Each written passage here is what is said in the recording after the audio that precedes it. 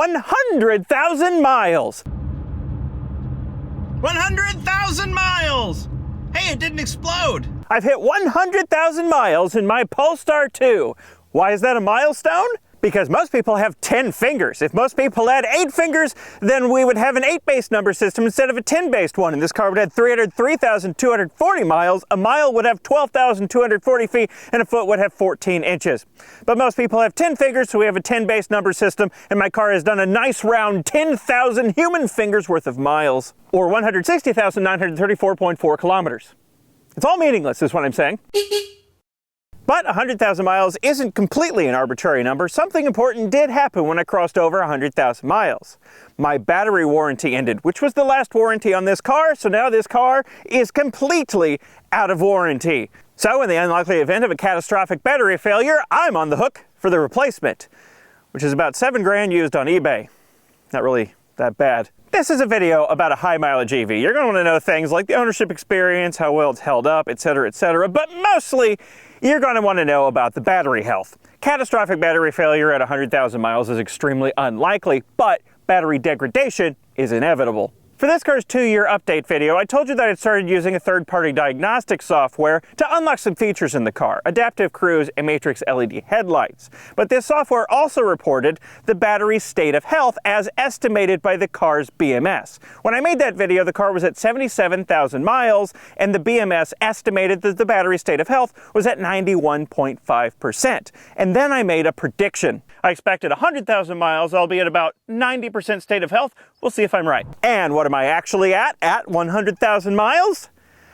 Disappointingly, I was a little bit off. It's at 88.8% state of health, which I know I was only off by 1.2%, but this number's a problem because of something else I said in that video. I made a big deal about how battery degradation is not linear. Battery degradation is not linear. I said there's a big spike of degradation in the first year or so of the car's life, and then it tapers off from there. And to illustrate this point, I even flashed up this completely made up graph on the screen. Well, now I have exactly 2 data points on this car. At 77,000 miles, I had 91.5% state of health, and at 100,000 miles, I have 88.8% of health. So in other words, in the last 23% of the miles added, 24% of the degradation has happened. That's linear. I don't know how accurate the car's state of health estimation is, and this is only 2 data points from one single car. This doesn't prove that battery degradation is linear, but it is a supporting example. And that's what I get for spreading information based on word of mouth rather than actual concrete research.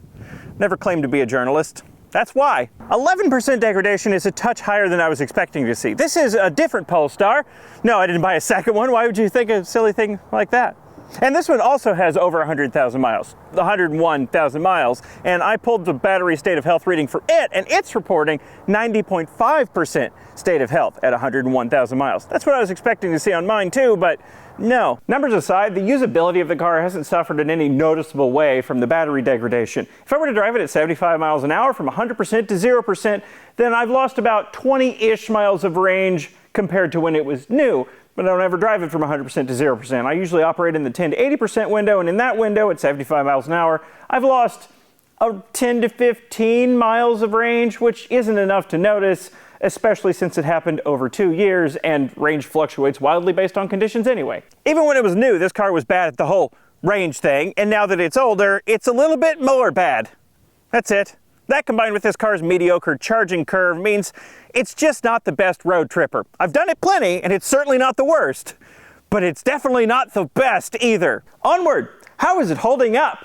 Well, it's falling apart everywhere. It's probably something I would say if I had bought a Tesla. Okay, that was just mean. The interior is held up perfectly fine. There are no squeaks and rattles in here. There are some on the outside, but we'll get to that later.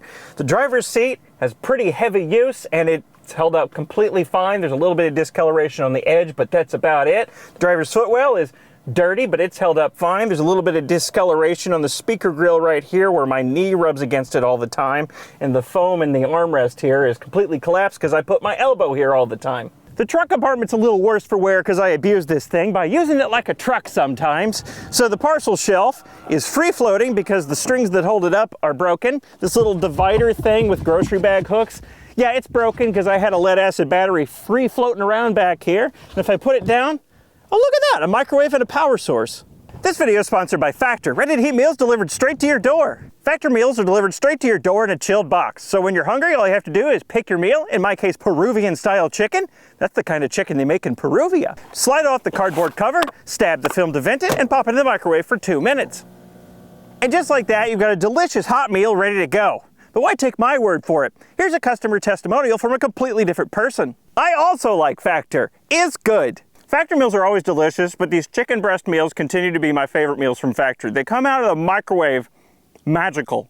I could not make chicken breast taste this good, especially not out of a microwave. And they have lots of options like keto, calorie smart, vegan, whatever you prefer. If you want to try Factor for yourself, go to factor75.com and use code 50AgingWheels for 50% off your first box plus free shipping. That's factor75.com and use code 50AgingWheels for 50% off your first box plus free shipping. You won't regret it. Go try it out now. And thanks again to Factor for sponsoring this video. Look at this, I've had this car 100,000 miles and I just discovered a new feature. If you hold down the lock button, it rolls up the window. I discovered that by accident by leaning on it. You know, I've seen a lot of Polestar owners complain about the foot swipe thing. They say it never works, so they don't use it. I disagree. It works all the time for me, and I use it more than the button. So aside from the high use areas of the trunk and the driver's seating area, assuming I keep it clean, this car still looks like a brand new car on the inside. Oh, and also, having these wonderful yellow seat belts that I still like very much has helped me understand why most cars have black seat belts. Because this one has started turning black and it's gross. There is one small issue that's developed over time, and it's super intermittent. The air conditioning sometimes stops working. Like I said, it's super intermittent. It does not happen very often at all. But when it does happen, it's pretty easy to fix. I can, and I'm not joking, turn the car off and back on again and the air conditioner comes back to life, or I can turn the climate control to max heat for about a minute and then back to cool, and that usually fixes it too. I have no idea what's causing this, and it happens so infrequently that how am I going to diagnose it? So I'm just going to leave it until it breaks entirely. One other problem I had exactly one time is the GPS lost signal and wouldn't get it back no matter how many times I rebooted the car. I rebooted it like 5 or 6 times. I had to go in with my diagnostic software and reset the ECUs. That brought it back. It's only happened once. Outside, there are a few problems, and all of them are noises. 3 of the 4 corners of the suspension make some sort of horrible noise, as well as this piece right here. This plastic trim piece here, at highway speeds under certain wind conditions, has started rattling. Very, very slightly. You can barely hear it, but you can hear it sometimes. In this corner, there's 2 noises. There's a squeaking coming from the spring. That noise has been fixed twice, but it's come back, and it's so subtle I can barely hear it most of the time. And the other noise is coming from, I think, the CV shaft, and it's known in the Polestar community as the Wheel of Fortune click. It happens below about 20 miles an hour under regen, and I can sometimes hear it. It's not all that loud. In this corner, I think the top strut mount bearing is bad, and it makes a clunking sound when it's under load or when the wheel is turning slightly. This noise is a little louder than the other noises, and I can hear it with the music on. And on the other side, this corner also makes a clicking sound under regen, below about 20 miles an hour, very similar to the right rear, except this clicking sound is very different, and it's completely inaudible from the inside with the windows up. In fact, it's so inaudible that I discovered while filming the sound that it's not actually this corner. That's in the wrong spot. It's this wheel. I could not tell at all. Like I said, it's completely inaudible from the inside with the windows up. I have no idea how long this noise has been happening because I could only hear it when I put my windows down, which doesn't happen very often.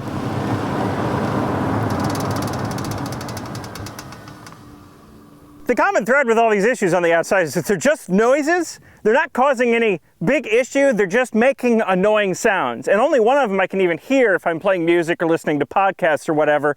So it's not worth fixing them for now. I might get more annoyed with them in the future, but for now, I'm just gonna leave them. I don't care that much. Maintenance. Y'all already know EVs are low maintenance. Everyone with an EV prattles on about it all the time. However, this Polestar prompts me to take it in for service every 20,000 miles or so. The first time it prompted me to take it in for service, I did. Under warranty, it was completely free, so why not? But after it came back and I found out what they actually did in the service, I didn't send it in for service anymore, and I started ignoring the reminders. To refresh my memory, I called up a Polestar service center again to ask them again what they do on these regular services. And they told me they check the cabin air filter, check the windshield wipers, check fluid levels, so that'd be coolant, brake fluid, windshield washer fluid.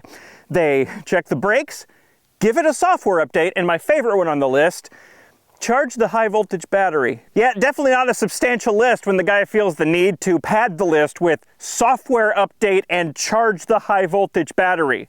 This is an over-the-air updatable car. It does software updates itself. You don't have to take it into a dealership.